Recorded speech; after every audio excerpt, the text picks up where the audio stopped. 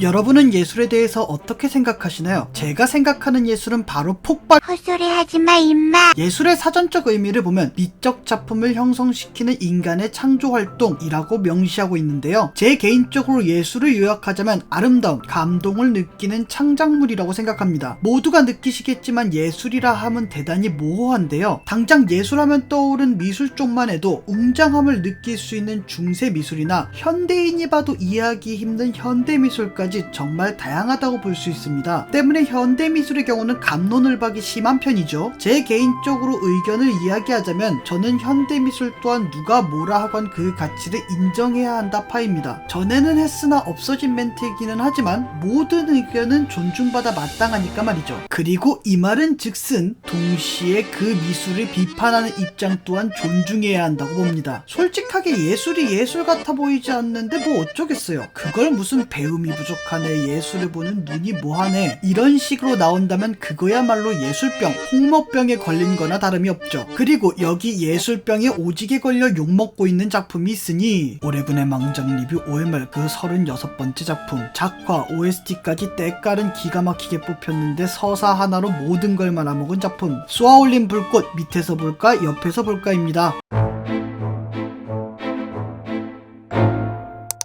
이 작품에 대한 줄거리 요약은 뒤에서 하고 우선 OMR에서 정말 보기 힘든 장점에 대해서 이야기하고 가죠.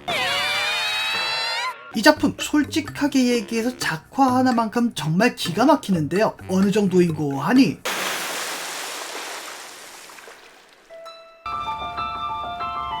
정말 황홀할 정도로 좋은 작화입니다. 애니를 좀 봤다 하면 눈치채셨을 텐데요. 본 작품의 총감독은 모노가타리 시리즈 마마마 니세코이를 연출한 신보아 키유키입니다. 신보의 작품들을 보면 하나같이 이질적이고 비현실적인 느낌을 주는데요. 해서 작품과 잘 어울리면 몽환적인 느낌을 주나 작품과 맞지 않으면 기괴한 느낌을 주죠. 대표적으로 잘 맞은 케이스는 역시 모노가타리 시리즈이며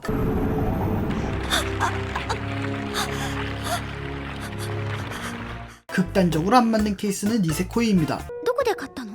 いや、あれもらったんだ、昔。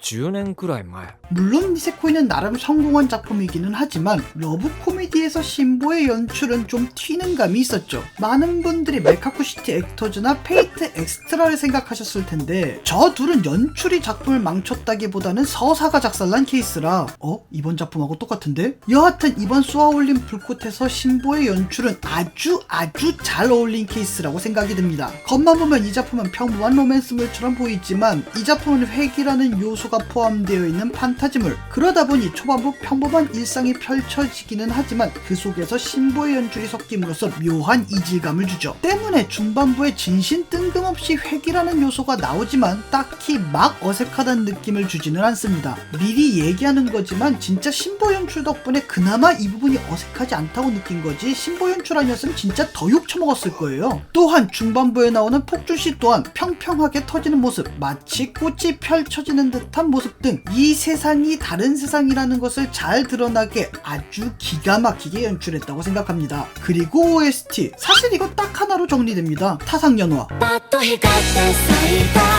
아니 이 작품은 몰라도 이 노래를 아는 사람들은 많지 않나요? 아니 뮤비 조회수를 봐봐. 일본은 모르겠고 한국 관객수보다는 훨씬 넘었어. 자, 칭찬은 여기까지만 할까요? OST에 대한 분석은 없냐고요? 제가 예전에도 얘기한 것 같은데 음악 쪽에 관해서는 제가 아예 모르다 보니 뭘 얘기하기가 애매합니다. 그냥 딱 들어도 좋고 조회수가 모든 걸 설명해 주잖아요? 더 얘기할 필요가 없다고 생각합니다. 잘 모르겠으면 한번 들어보세요. 솔직히 작품을 떠나서 타상연화는 명곡임. 그리고 어차피 달프의 제로투 댄스 같은 존재를 길게 얘기해봤자 무슨 소용이겠어요? 무엇보다 선생님들은 제가 칭찬하는 거 들으러 오신 것도 아니지 않습니까? 커뮤니티 이 6글자의 이유를 원하시잖아요. 그럼 제대로 각 잡고 시작해보죠. 앞서 길게 떠들어댔던 것처럼 이 작품 정말 모든 게 완벽합니다. 사실 욕을 먹고 있는 성우권도 그 순간이 어색해서 그렇지 그 외에는 다 괜찮게 연기를 해요. 그래도 한번 보고 가야겠죠?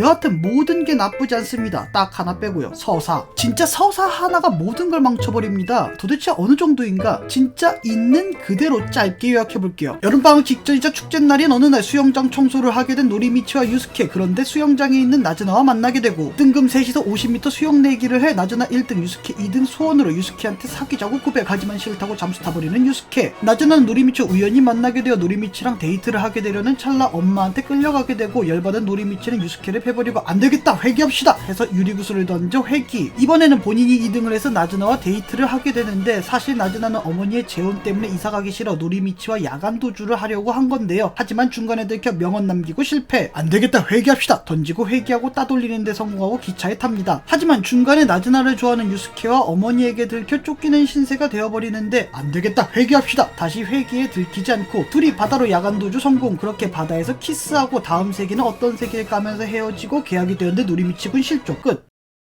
이 뭔 개소리야! 제가 일부러 까려고 저렇게 요약한 것 같으시죠? 저도 보면서 어이가 없었어요. 그나마 저것도 길게 얘기한 거예요. 솔직히 툭 까놓고 얘기해서 내가 2등 못해서 고백 못 받은 회기, 같이 야간 도주 하려고 했는데 들킨 회기, 기차 타는데 성공했는데 또 들킨 회기, 이제는 진짜 성공했는데 사실 여기는 가짜 세기임. 그래서 현실에서는 이 새끼들 어디감? それを落とし込む最低ですね 자, 도대체 왜 뜬금없이 회귀 능력이 생겼는가에 대한 건 굳이 길게 얘기하지 않겠습니다. 뭐 사실 그 불꽃 구슬이 마을의 전설에 내려오는 도구라느니 아니면 나즈나의 아버지가 남긴 유품으로 뭔가 영혼의 힘이 담겼나느니 그런 설명 정말 일절 안 하고 그냥 뜬금 던지고 보니 회귀를 해버린 겁니다. 그냥 열받아서 던졌더니 어라 회귀가 되네 개꿀 딱 이 꼴인데 그럼 뭐 안 던지고 그냥 떨어졌으면 영화가 끝이네? 진짜 최소한의 설명은 해줘야 하는 게 맞지 않을까요? 그냥 사랑하면 뭐 기적이 벌어진다 이런 건가? 시노십스에 그렇게 나왔으니까 진짜 이런가 보네? 진짜 지랄들을 해라. 설정까지는 그냥 넘어간다고 칩시다. 그런데 여기 나오는 캐릭터들 서사도 이상해요. 우선 유스케. 아니 너는 싫다고 하지 않았니? 첫 번째 세계에서 싫다고 잠수까지 탄 쓰레기가 뜬금없이 두 번째 세계부터 나즈나랑 노리미치가 잘 되니까 겁나 질투하면서 깽판 치더라? 아니 도대체 왜? 심지어 세 번째 세계에는 아예 얘네 둘을 등대에서 밀어요. 아니 저기가 판타지 세계고 다시 회귀하니까 다행이지 아니었으면 너희 자식 살인미수 혹은 살인이야. 도대체 왜 얀데레가 되어 있는 거냐고요. 그리고 나즈나랑 노리미치도 마찬가지입니다. 애초에 얘네 둘은 왜 서로를 좋아하고 있는 거죠? 이 작품 내에서 전혀 일절 나오지를 않아요.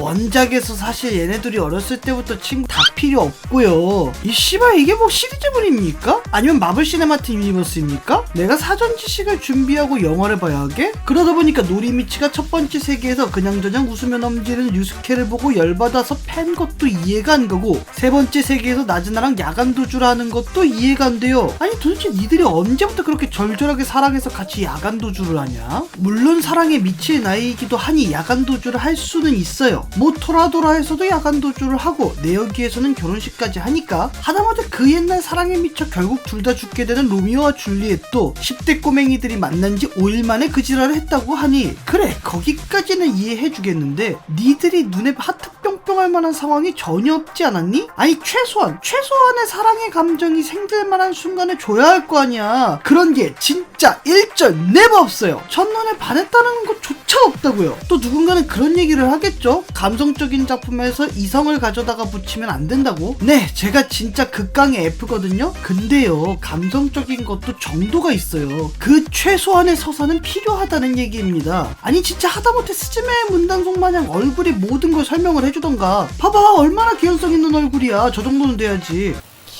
로맨스물은 다른 건 다 떠나서 캐릭터들 간의 서사가 제일 중요합니다. 그래야 우리가 몰입을 해서 그들의 달달한 혹은 그들의 아련한 사랑에 몰입할 수 있게 되죠. 그런데 로맨스물에서 캐릭터들 간의 서사가 없다니, 서로 사랑하게 되는 서사가 없다니, 이게 말이 됩니까? 그리고 도대체 중간중간 색드립은 왜 넣는 거죠? 보기 역겨운 건 둘째치고 들어갈 이유가 없어요. 마찬가지로 뭐 폭죽이 동그라니 평평하지 이 개소리는 도대체 왜 나오는 건데? 물론 폭죽 자체는 현실과 다른 세계라는 것을 것을 보여주는 일종의 장치로 쓰이니까 그렇다 쳐도 그걸로 너무 많은 시간을 잡아먹어요. 이런 쓸데없는 시간만 줄이고 둘이 좋아하는 씬만 하나만 더 넣었어도 이렇게까지 욕먹진 않았을 거다. 이래놓고 제일 열받는 건 엔딩인데 계약하고 나니까 노리미치가 사라졌다는 일종의 열린 결말로 끝이 나는데요. 그 결말에 대해서 그 세계에 갇혔다와 전학간 나즈나를 찾아 여행을 떠나다 뭐 이렇게 갈리겠고요. 그냥 어이없고 허무하고 짜증만 날 뿐입니다. 특히나 이런 열린 결말을 주로 쓰는 경우는 일종의 다양한 해석의 여지를 위해 쓰이는 장치인데 애초에 해석이란 걸 하고 싶지가 않아요. 해석은 무슨 예술병 오지게 걸린 것 같아. 역시 예술은 폭발이지. 그럼 오늘의 한마디. 결국 남는 건 타상연화일 뿐.